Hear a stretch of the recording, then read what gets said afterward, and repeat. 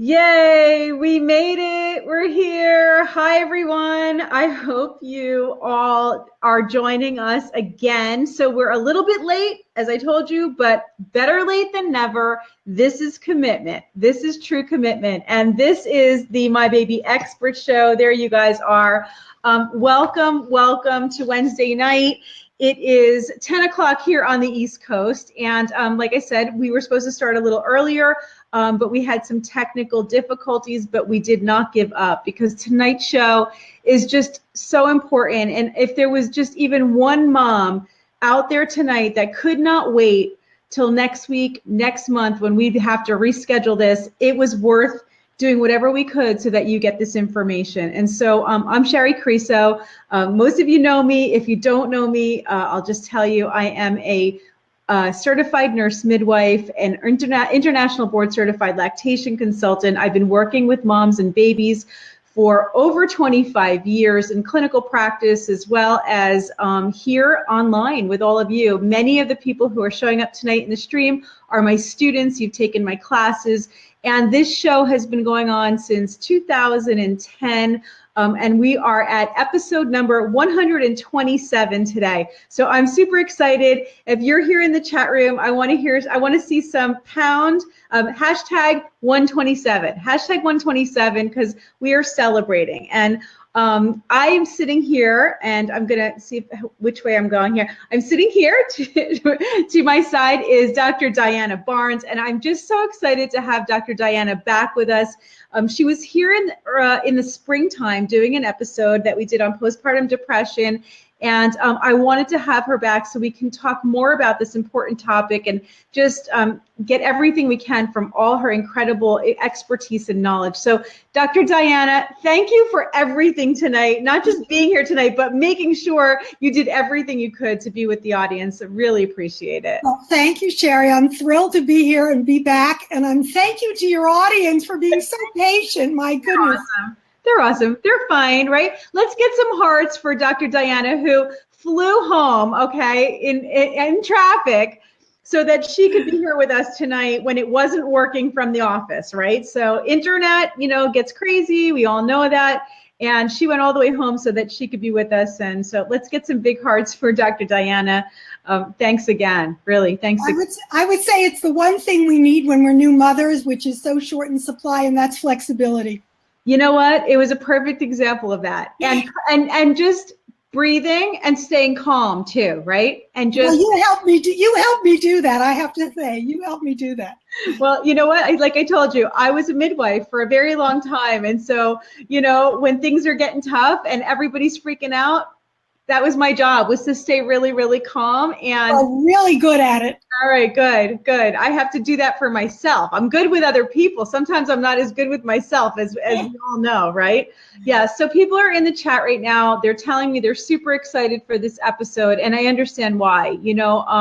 It's just one of those things that is not talked about often enough. Tonight's topic is baby blues or postpartum depression, and to be able to tell the difference and understand what is normal, what does it mean to go through baby blues, and when does it cross into postpartum depression, and how do we know the difference, and what can we do about it? And so I understand why we want to hear this, because for something so common, it's really not discussed that much. Right.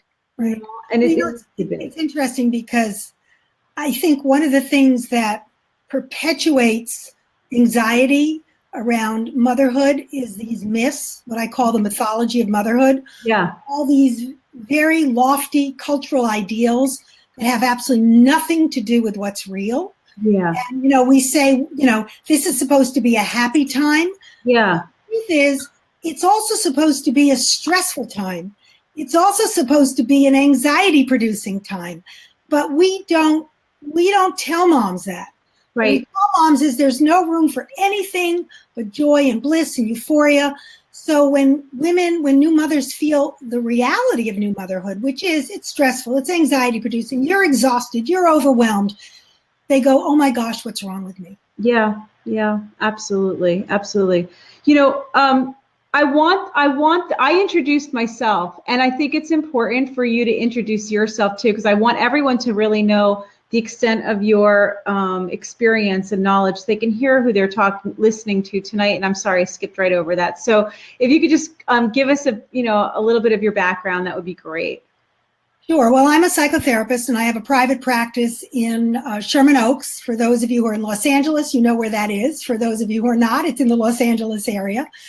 I've been in practice for over 20 years, specializing in women's mental health, but with a particular specialty in those mood disorders that occur around the childbearing years. Yeah. So that could be pregnancy or postpartum related mood disorders that result from pregnancy loss, fertility issues, anything having to do with the childbearing years.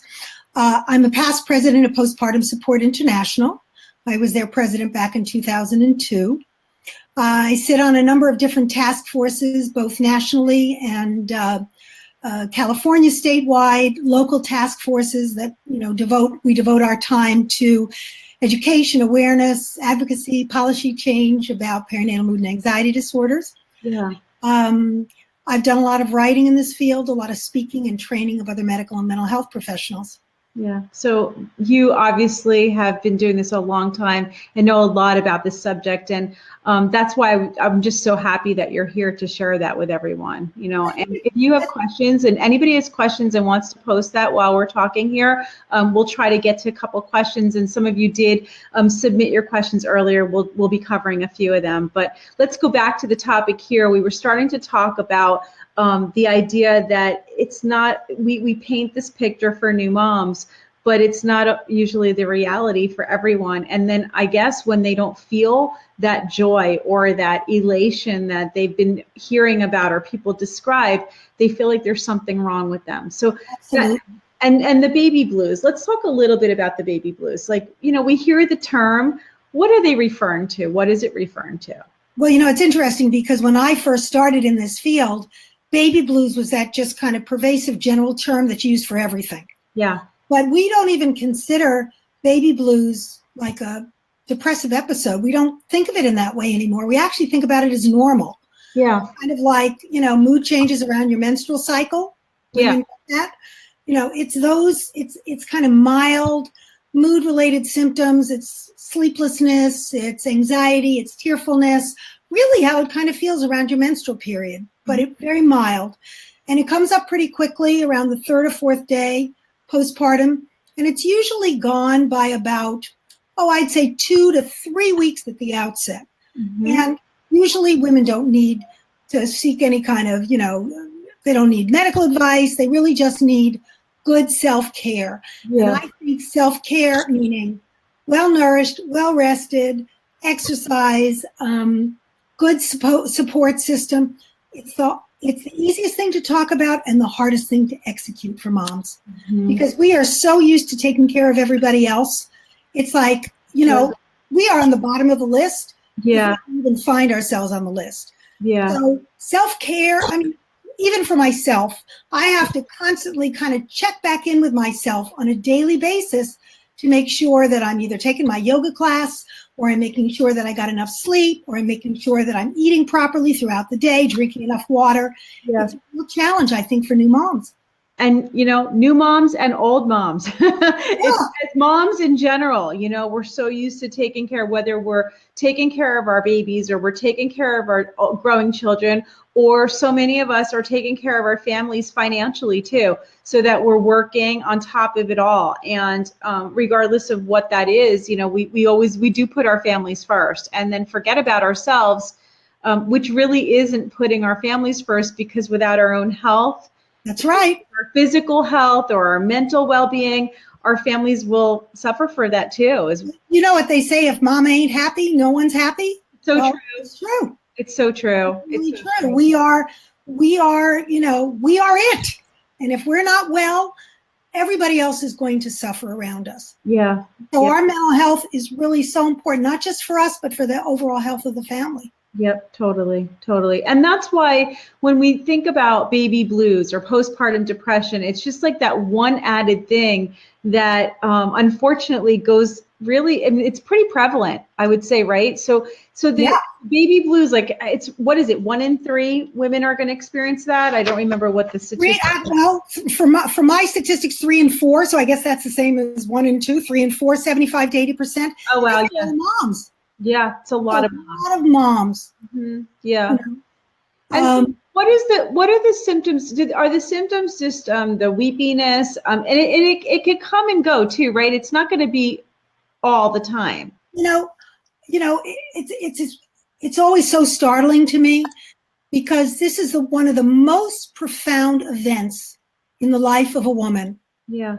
And we don't treat it that way.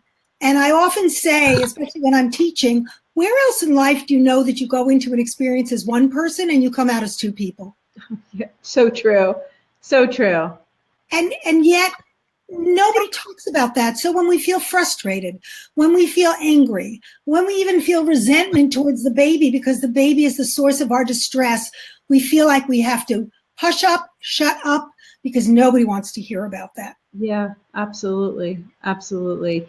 There's one other thing that I always, as a midwife, I would hear people talking about this, and I experienced it myself as well, was a sense of loss, which seems so doesn't make sense in the moment of that sense of loss of the pregnancy, of feeling pregnant. I had this beautiful baby in my arms, and yet there I was grieving and crying over the fact that I wasn't pregnant anymore. But that is a real thing. It is a real thing. And, having that baby inside of you, first of all, not only do you feel life growing, which is the most remarkable thing in the world, but there's a safety. There's a sense of safety when that baby is inside of you. You know where that baby is every single moment. Right. And the minute that baby is born and the minute that umbilical cord is cut, that's the first of many separations along the way. Yeah. And so it can feel very kind of dismantling and unsettling. Yeah. Rebecca is saying separation anxiety. Yeah. Put that in my mouth, Rebecca. That's exactly what it feels like. Totally. Separation anxiety. Totally. Totally. Oh, wow. And it can even, these feelings of sadness can also start to occur during pregnancy as well. So it's not just whether it's depression or blues, those hormones can begin earlier, even before you deliver. I think that's such an important point because we're so used to thinking of depression as postpartum, but the word that we use now is perinatal. Mm-hmm. And the reason we use that word is because we know that the vulnerable period for women is between conception and the first year postpartum. Right. So, depending on what's going on in a woman's life, and I think it's really important to really check in with what is going on in your life right now. What are some of what we call the psychosocial stressors? What's the stress in the environment that could be tipping the scales?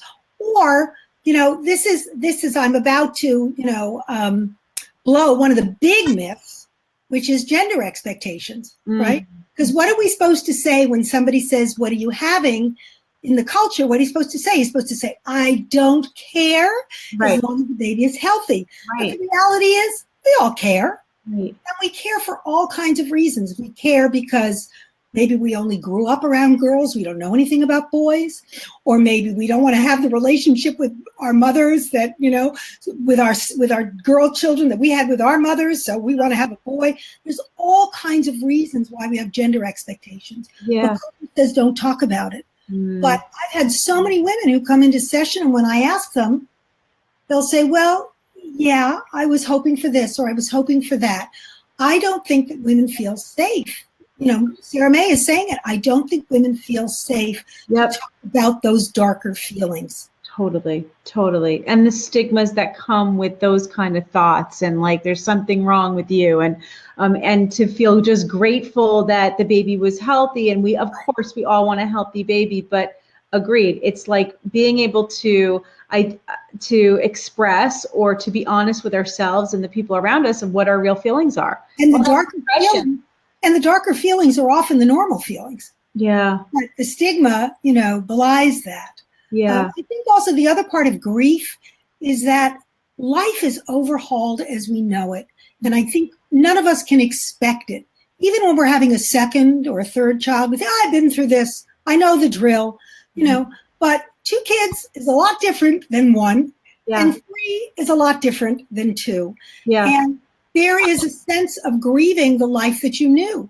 Yeah. And whenever we're faced with stress and the unfamiliar, we want to go back to what's familiar and what we know. And so when you hear yourself say, oh my gosh, what was I thinking? I never should have had this baby. That's that feeling of grieving. Mm-hmm. Yeah. For what we knew. Yeah. And just knowing that these things are normal, you know, Amy's saying here in the chat, you know, I feel guilty for feeling sad when I'm also so happy. It's confusing, you know. Well, you know, I would say to Amy that, and this is another thing that in our culture, you're only allowed to have one feeling at a time. But as a therapist, I can share with you that we often have lots of feelings going on at the same time. They coexist, especially around new motherhood. You know, we give birth to a baby and we're excited and we're terrified. Yeah. We're overjoyed and we're overwhelmed. Yeah. So very, you know, very common to have lots of, but it's confusing. It is, because you don't know, am I supposed to feel happy? Am I supposed to feel sad? How am I supposed to feel both? Right. You know? Right. Absolutely. You see this particularly for women. I don't know who in your audience may be struggling with some fertility issues, but you see this a lot in women who are dealing with fertility or infertility, that, you know, they need to maintain a sense of hopefulness about the future while they're grieving perhaps the inability to get pregnant or the inability to have a healthy baby or losing a baby. And they're trying to juxtapose, you know, balance all of that at the same time. It's really challenging. Right. So challenging. Well, just like everything with mothering, it's like it starts right from the beginning to be challenging for ourselves. I need to take one little break here and just talk. Everybody's asked me what the secret word is too. We do have a sponsor tonight, and I want to make sure that I mention who makes this possible.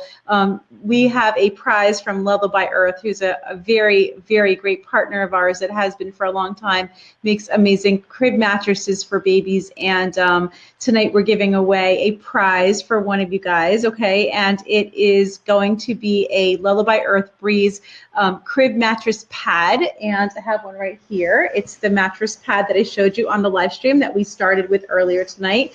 And so to win the prize, you just need to like or love this post, comment here, tell me what features you love about Lullaby Earth, and then the secret word is lullaby, okay? So what you need to do is type the word separately. I'm going to post it right here for you guys, okay? Type the word lullaby right into the chat, okay? When you type that word, you're going to get an instant message from me, and go later, not during the chat, okay? This is not it's not who gets there first, okay? So it's all random. After the chat, you will go in, follow the directions, and then that'll be your third way to be able to enter to win, okay? So the secret word is lullaby. If somebody shows up late, you can tell them, okay? Be generous and tell them.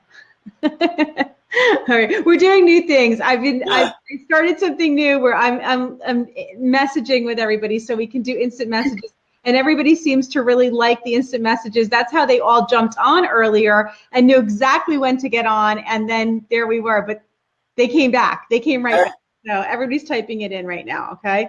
All right, fantastic. Sorry to interrupt you like that. But no, of course not. I wish I had a baby for one of those. It's so great. The Lullaby Earths are amazing. They're amazing.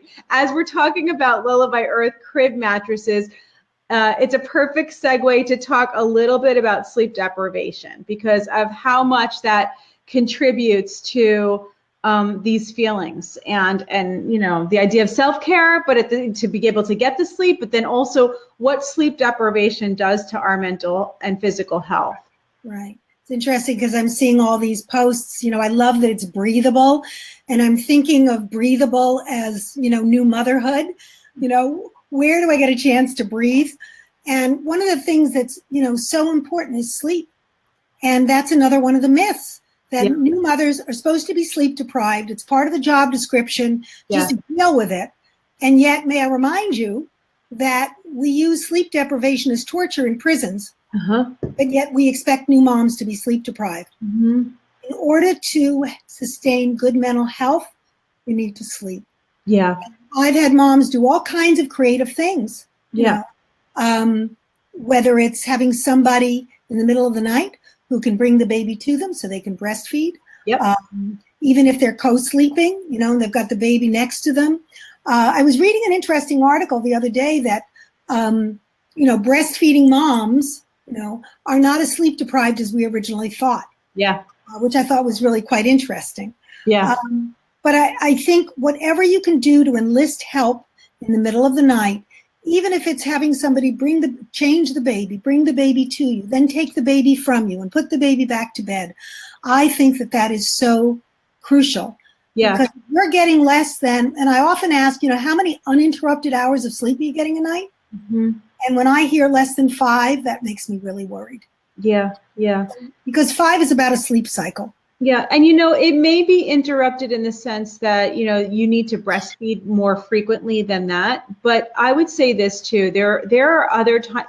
This is the secret that I usually give to moms, because sometimes, after a couple weeks, maybe dad, or maybe even sooner, dad needs to go back to work. They need to get their sleep too, so that they can go back to work. Many of our moms can't necessarily afford to have someone move into the home with them. I mean, these are great things if we can do it. I know. But, I just had a couple here just this week doing a consultation with me, an in-person consultation. And one of the things that she has 2 other small children, and this is her 3rd, and she was exhausted. And I said to her, she said, he's working during the day, and he was saying, I can't stay up all night.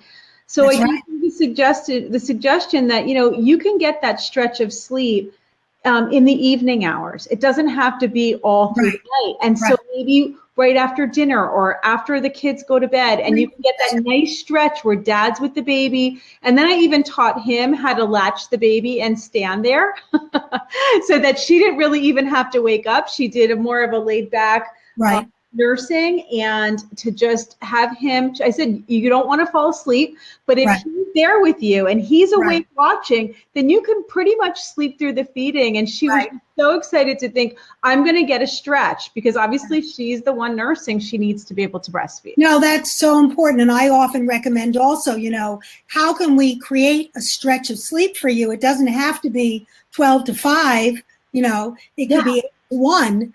And dad, helps you out with, that midnight feeding, and then you're able to, you sleep, and then you're able to get up. And and the other thing is that, there's this old adage, sleep when the baby's sleeping during the day. And I rarely tell moms to do that. And I'll tell you why, because it's like saying, don't think about the pink elephant in the middle of the living room floor.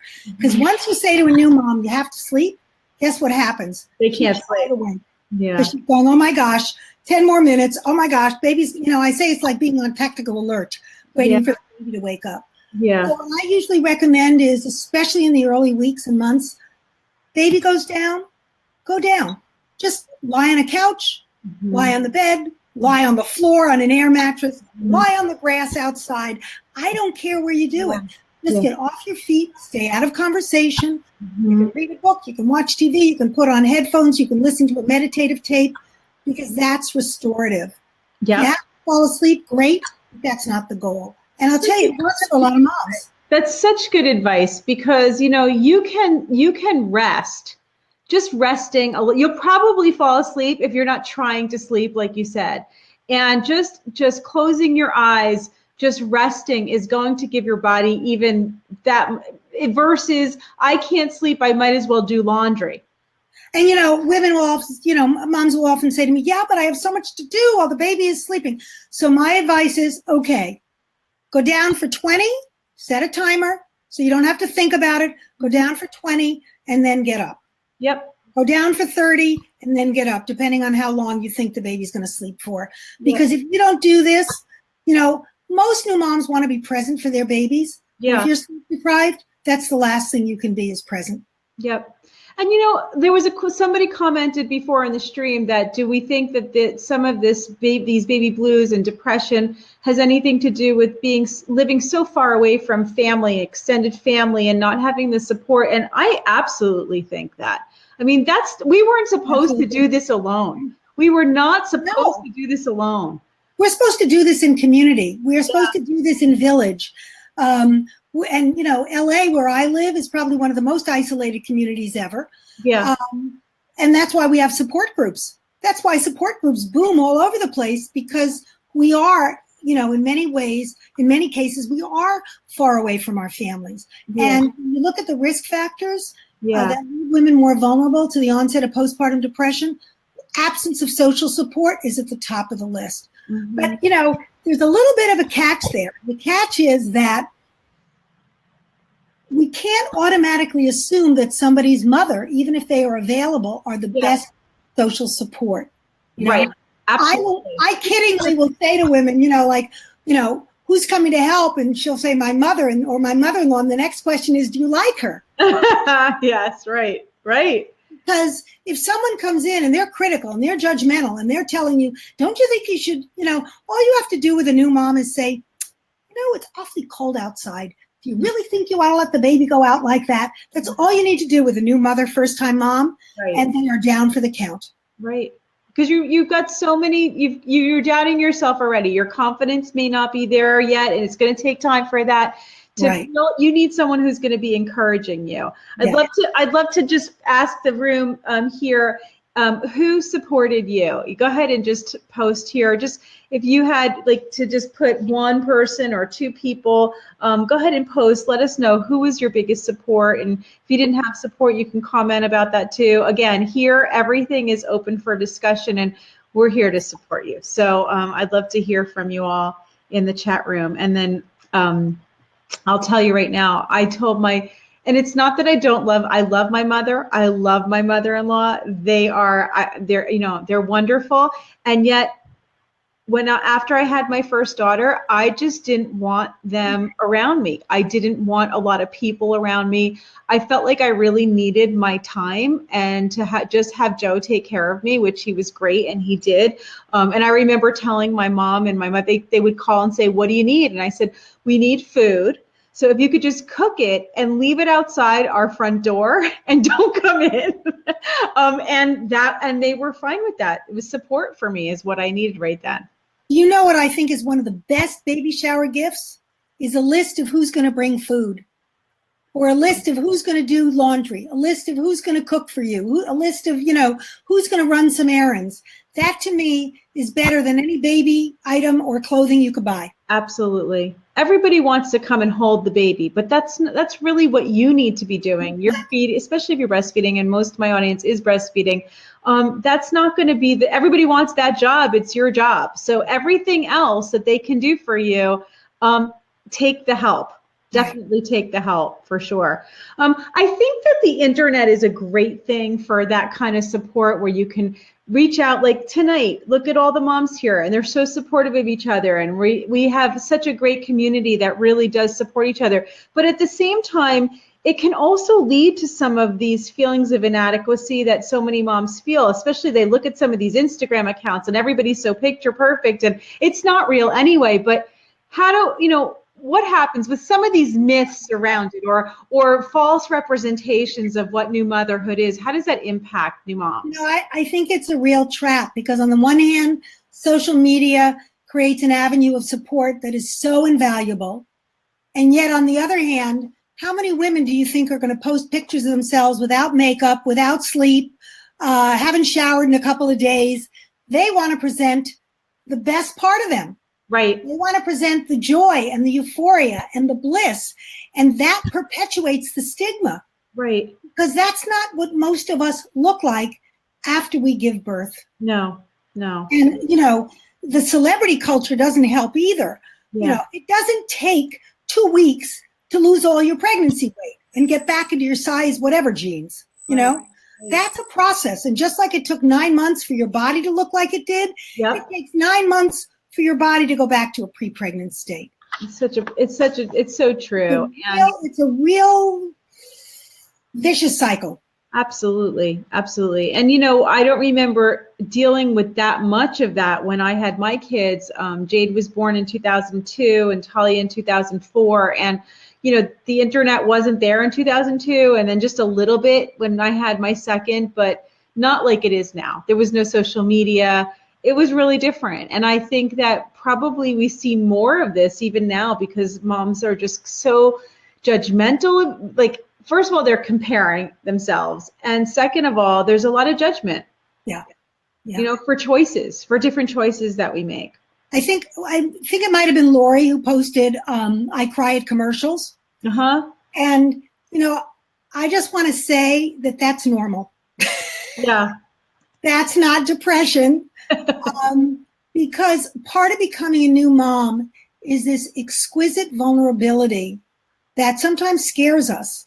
And I think that vulnerability and that heightened sensitivity is nature's way of helping us to tune into our babies. Yeah. To promote our gentleness and our tenderness and our availability. Yeah. And there is no other place where we feel more physically and emotionally vulnerable than when we become new mothers. So I think crying at commercials, that's kind of par for the course. I still cry at commercials. So do I. I cry, you know, and I think that it's actually, in some ways, it's really good to allow ourselves to cry and to know that those emotions are coming to the surface. We can express them, we can feel, and then we can move through them versus just bottling up. I also like to call it an emotional shower. Crying is an emotional shower. It's awesome. detoxifying. Yeah, totally. We have a couple questions that were submitted. I'm going to, let's see. This one came in from Gina. And Gina said, do you have any recommendations about feeling sad after going back to work? I've been back 6 weeks and I still have trouble putting her down to go to work. You know, I hate to keep saying that's normal, that's normal, that's normal. No. I think for most women, if they're being honest, going back to work is really, really hard at many levels. First of all, you're connecting to this baby and then you're being told, got to go back to work. You know, in other countries like France, women get a year off, jobs are held, and they get pay. Yeah.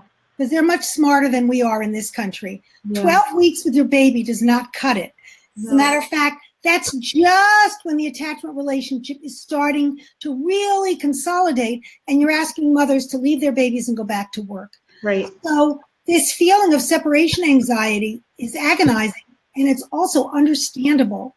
There's also this feeling of how am I going to juggle everything? Right.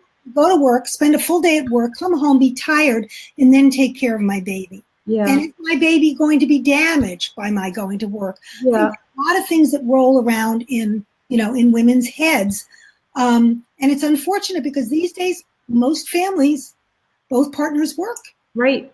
That's true. They do. And it really is. It's our culture. It's our society here in the United States. We have viewers from all over the world, really. And I'd love to hear where you guys are from. And, you know, we have people from Canada and from Africa and from Australia tuning in every single time. So, yeah, here in the US, we go back to work really quickly. And it's just not normal, really, to leave our babies like that. So any kind of feelings that you're having of sadness, could totally get it. I mean, that separation anxiety that you were talking about earlier. I mean, just before I flew home tonight, I was sitting with a mom who has to go back to work next week and is in a state of understandable panic. Yeah. You know, and so we're talking about how can we give her, what can we do, you know, utilizing the system as it is to figure out how can she get that extra time. Yeah. Because women need it. We're sacrificing mothers, and in doing so, we're also sacrificing babies. Absolutely, absolutely. So you can understand why we're having all these issues for sure. There was something I wanted to talk about the idea of the perfect mom versus the good enough mom. Can you explain what that is? Yeah. Well, you know, and once again, in our culture, we have, you know, the good baby and the bad baby, right? Who's the good baby? The good baby is the baby that never cries. Now, I don't know about you, Shari. When I hear about a baby who never cries, I get really worried. I agree. Yeah, I agree. You know? So we have the same thing about, you know, motherhood. There's the perfect mother. Well, when you find her, please let me know because I'm still looking for her. And even in the literature, if you read about attachment and motherhood, all that you see in the literature is the good enough mother. You never hear about the perfect mother. You hear about the good enough mother. And you never hear about, you know, you can only make this many mistakes. You hear about the repair. What happens when there is a rupture? Yeah. Because normal relationships, there are ruptures. Yeah. Think about your relationship. You know, I think about my relationship with my husband. You think about your relationship with Joe. It's not smooth sailing all the time. No. You know? Right. What happens when there's been a disruption in the relationship? How do you bring it back to where it was? Same with mothers and babies. You can't possibly be tuned in and attuned perfectly without going crazy. Yeah. 24/7. You just can't. Absolutely. So, you know, and as a matter of fact, I think I'd read somewhere that you really only have to be good enough somewhere about 40 to 45% of the time, which shocked me. Yeah. Okay. Because I would have thought, well, at least 80%. You know, I always say to my patients and my clients, I always used to say, if you are even worried about the fact of whether you're being good enough, you're good. You're being good enough. The ones who really aren't being good are not thinking about whether they're being good enough or not. I always say that. It's funny that I always say that to my patients. It's like when I was, you know, teaching at the college level, it was always my A students who came up to me and were freaked out that they were going to fail the course. Yeah. Do you think my C students ever came up and asked? Never. No, absolutely. If you're having that thought, am I being a good mom? Am I doing everything I can do? Am I making the right choices? Will my child grow up healthy and happy and strong because of the things that I'm doing as a parent? Those are the thoughts that we're supposed to have. It's not a message to you saying that there's something wrong. It's telling you you're doing things right. And when we say right or wrong, I don't mean perfect like Diana was discussing. It's the idea that you're being conscious, that you are tuned in, that you are aware, and that you're constantly getting that feedback from your baby to see, like, how do I continue on, make better choices? I know for myself, it's always been like that. And even now, my children are 15 and 13. I have two girls. And, you know, I was back at work as a midwife 3 weeks after my baby was born. You know, I had patients. I was back in the hospital doing deliveries. I figured out a way later to be able to bring my babies to work. But there were many times I've said to Joe over the years, you know, was I there enough? Was I present enough? I was so busy. They were there with me, but there was a nanny and I breastfed them and I ran back and forth. And, you know, it's what I would recommend that a lot of you do is take some home video of you being with your baby, because you forget those times. And it's been those home videos that I watch. I can't even remember the moments, but there I am on screen and I'm holding my baby. And I'm loving my baby. And I realized I was there. Yeah. I was there. And it wasn't perfect in any way. And, you know, I think important to remember that we also model something for our children. Yeah. We really do. We model something very important, that we love them, but there are also other things in the world that give us pleasure, that give us meaning in addition to them. Yeah. Not instead of them, but in addition to them. Yeah. And that give us a sense of purpose. Because motherhood is a role, you know, it becomes an identity for many, but it is also just a role. And I think what's so challenging for many of us when we become mothers, especially for the first time, is how do we integrate these different roles? How do we integrate, you know, motherhood into how our existing view of ourselves? Yes. And for many women, it feels like an identity crisis. Yeah. I've had lots of women say to me, I don't know who I am anymore. I don't know where I fit in. Yep. And that's also part of the normal experience. Yep. Kind of struggling through that. Well, it's a huge transition. It's jarring in many ways. Yeah.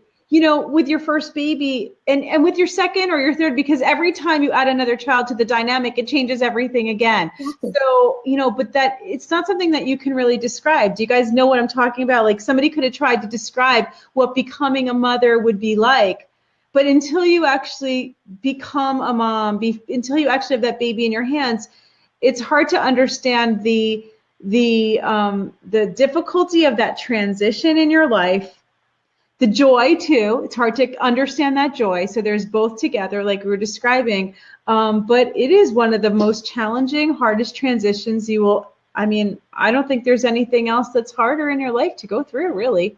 I agree. I agree. And, you know, sometimes when you're sitting in the middle of the dark tunnel and somebody says, oh, you're going to be fine, it's hard to believe it because you're sitting in the middle of a dark tunnel. Yeah. And it's only until you see the light Yeah. that you realize that there's light at the end of the dark tunnel. Absolutely. And a day can feel like a month. Right. I just remember that feeling of like, it just, time was standing still. That and one of the things I tell moms, so important, get out of the house once a day. Mm-hmm. Get out of the house once a day. So many times moms think, oh, I got to stay at home, and I get out of the house once a day. Yeah. It's good for your mental health. Even just going outside, just going outside, you know, just getting. You got to see the light of day. Yeah. Yeah, absolutely. Absolutely.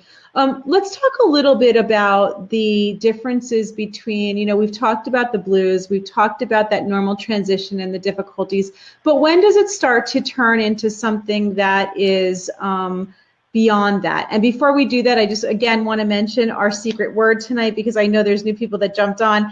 If you want to win the prize tonight, you just need to type lullaby, and I put it here for you. I'm a horrible speller, so sometimes I can't remember how to spell things. So this is how you need to spell it in order to get the message. So it has to be perfect.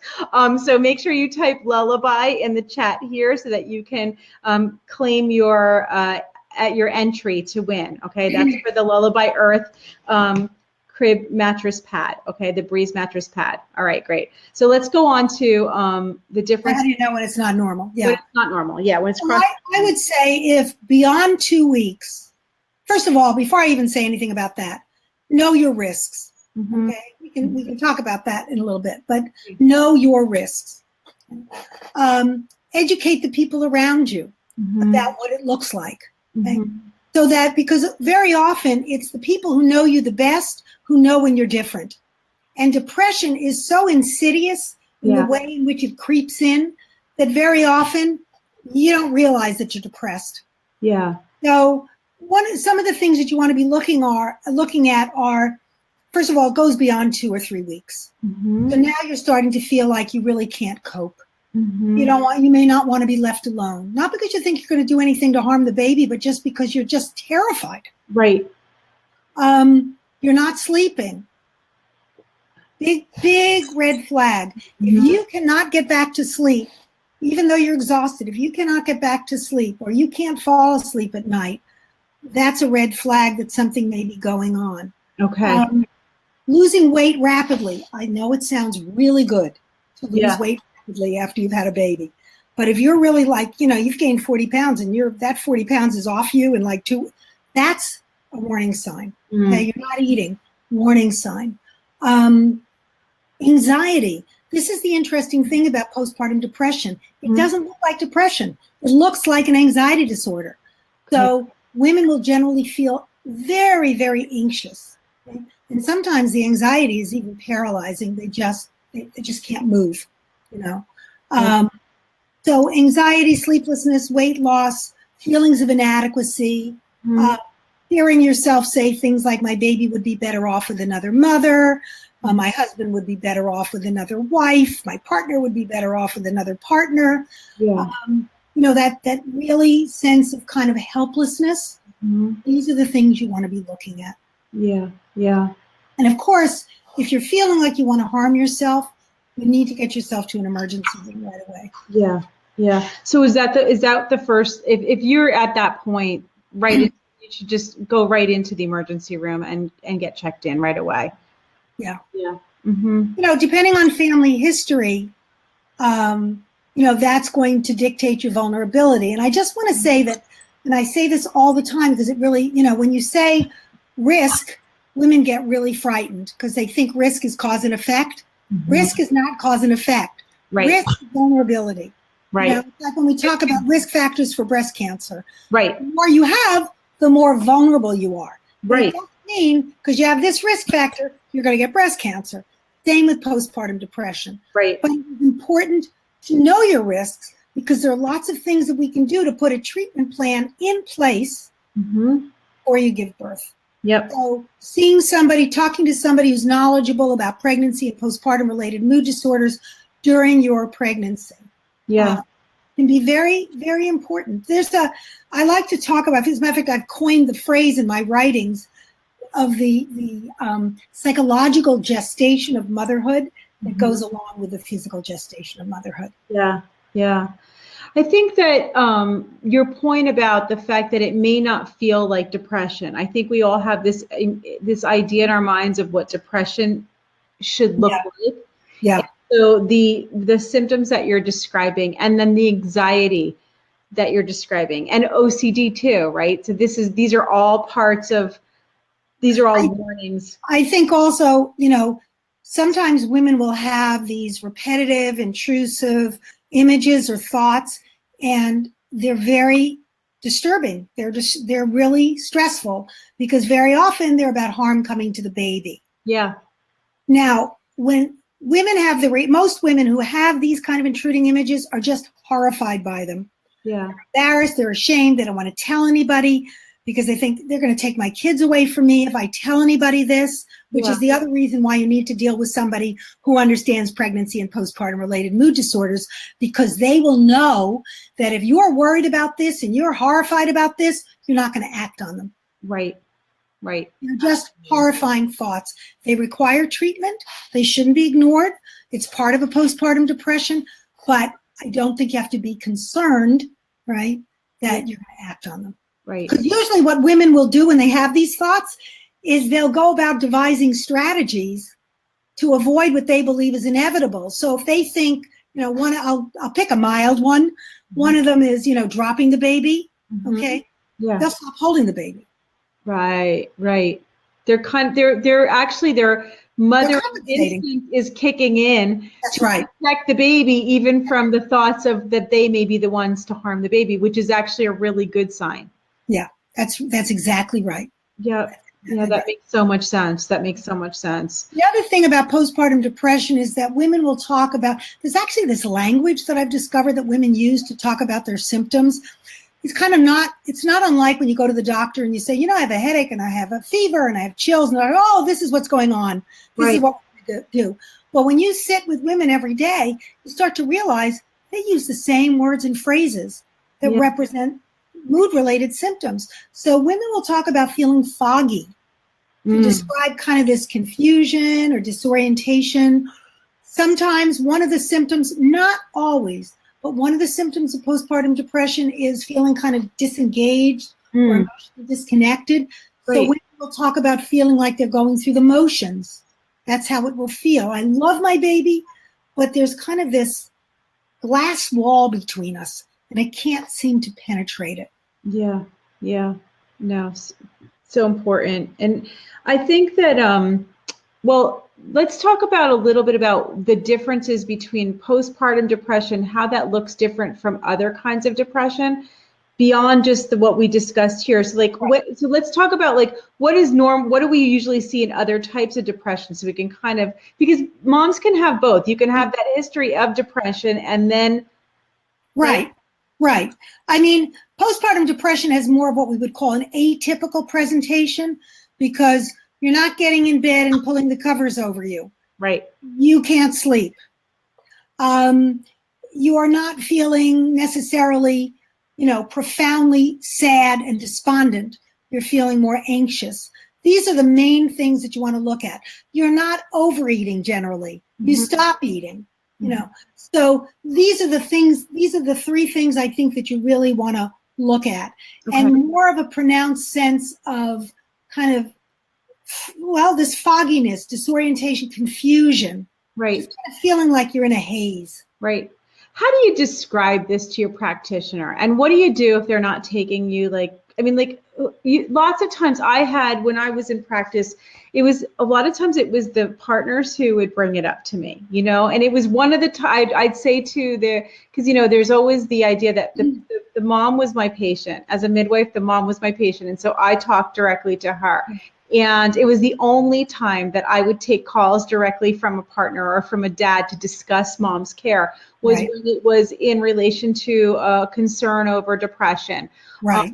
And so, how do they bring it up? Lots of moms are afraid that if they talk about their depression or they talk about their anxiety or these thoughts and fears of what if I drop the baby or what if I hurt the baby, which you just described, are actually not signs that they're going to do it, but they're afraid that if they say those things, that their practitioner or their partner, they're going to take the baby away from them. I know. And it's a real dilemma. Yeah. You know, the real dilemma. And the one thing that I say to moms is we know our bodies better than anybody else. We know our bodies. We know our psyches.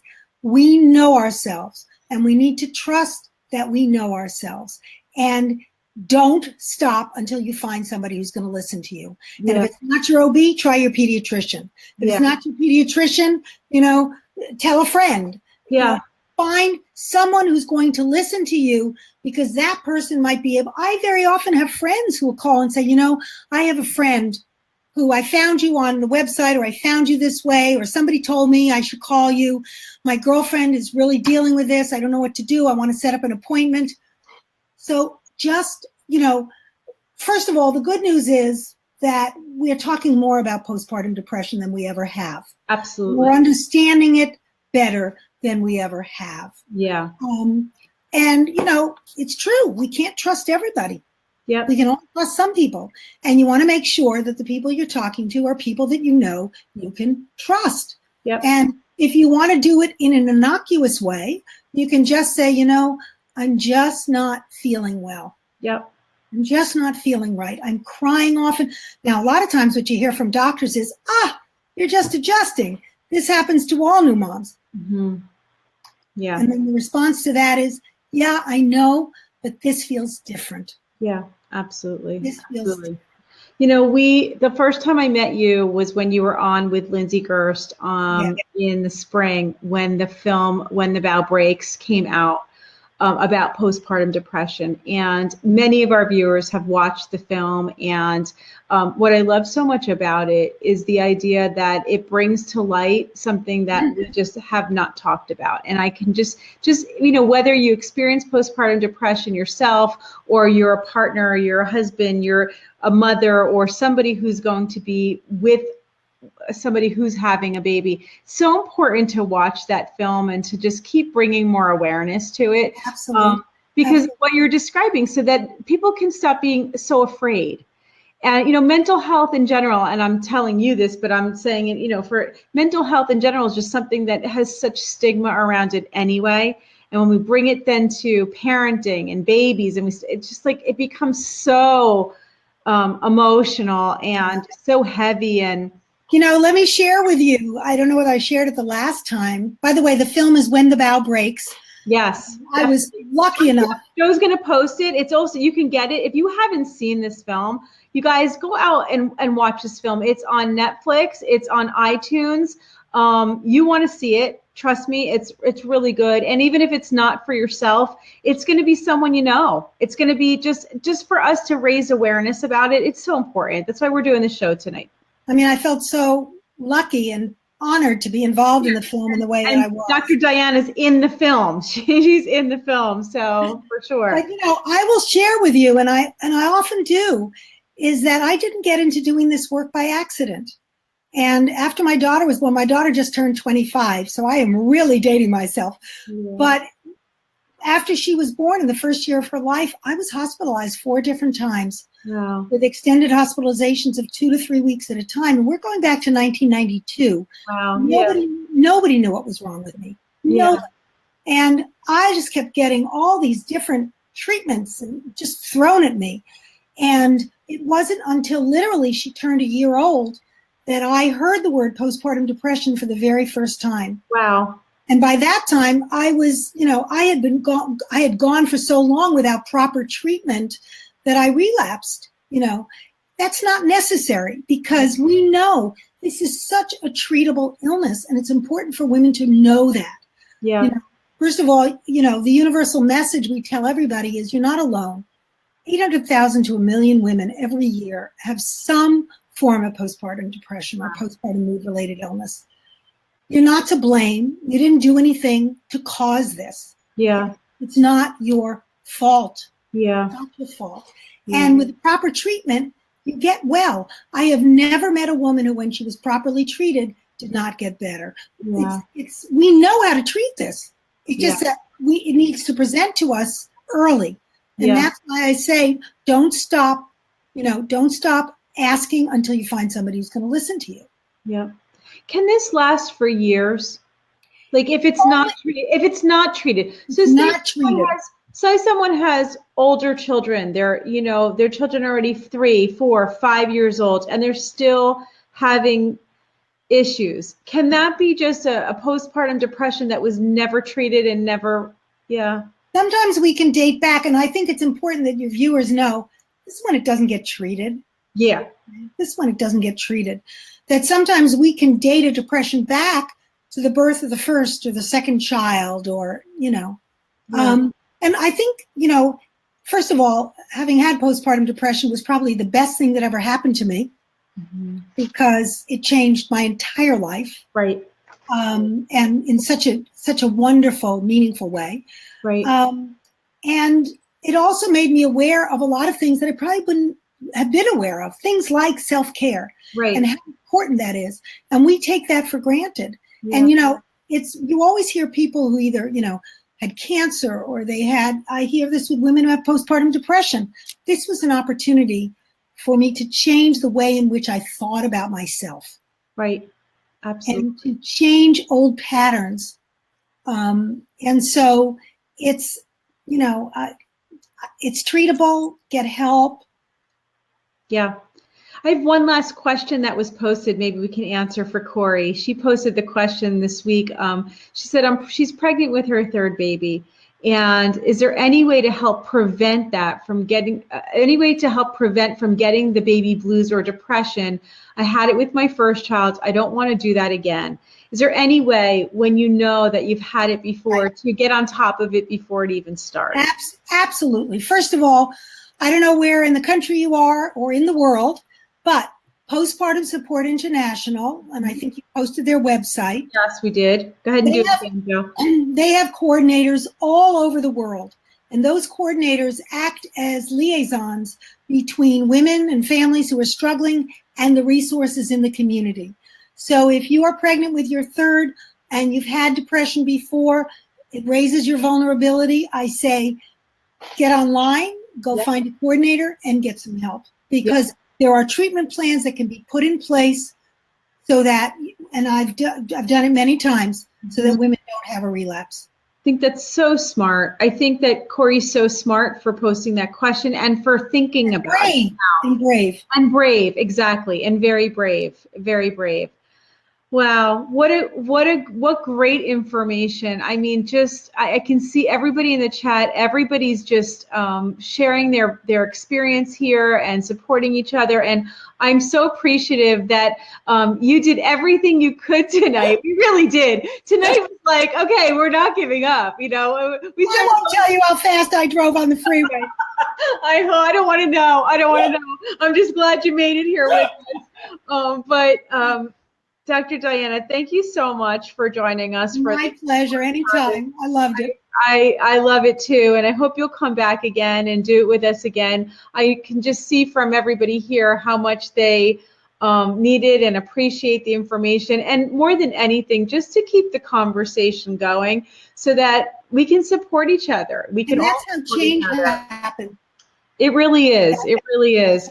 My phone shut off, so I can't see the hearts, but you guys go ahead and do some hearts across the screen. I want to see lots and lots of love for Dr. Diana, who drove too fast home to be able to do the show with us, and we all stayed calm and came back. And big hearts to all of you for being here with us, making this conversation possible by participating, and for waiting so patiently for an hour for us to come back. I love you guys so much. Please don't forget to post Lullaby here in the chat to win your prize tonight from Lullaby Earth. And don't forget to join me next week.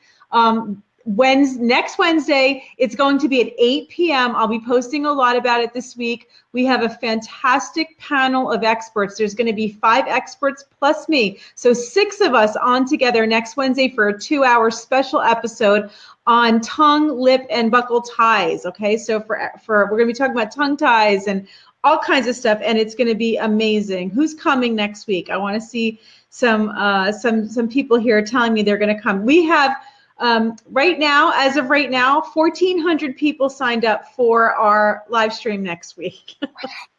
Yeah. So I think it's going to be a big one. Everybody wants to hear about it. So we're doing some really important shows, and this one was right up there for me. So I'm glad we got this to happen. All right. Yeah, they were all coming. They're all coming. Okay, great. We're going to say goodnight to all of you. It's 11 o'clock here on the East Coast. I can feel myself falling asleep past my bedtime. All right. Thank you so much. Thanks, Shari. Bye, everyone. Bye. Have a good night. Mwah. Love you guys. Bye.